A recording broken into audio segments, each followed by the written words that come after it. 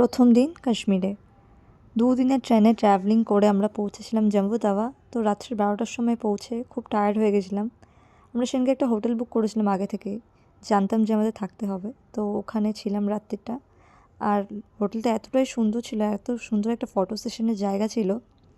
এরপর আমরা সকাল হলেই বেরিয়ে গেলাম শ্রীনগরের দিকে। আমাদের গাড়িও বুক করা ছিল, আমরা মেক মাই ট্রিপ থেকে গাড়ি বুক করেছিলাম।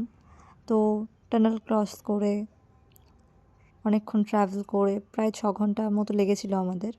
কিছুটা জ্যামেও আটকেছিলাম আমরা। এরপরে আমরা লাঞ্চের জন্য একটা হোটেলে দাঁড়িয়েছিলাম খাওয়ার জন্য।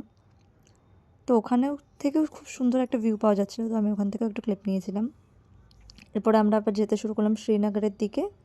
তো শ্রীনগরের দিকে যাওয়ার রাস্তায় খুব জ্যাম পড়ে, তো আমি সাইডের কিছুটা ভিউ নিয়ে নিয়েছি।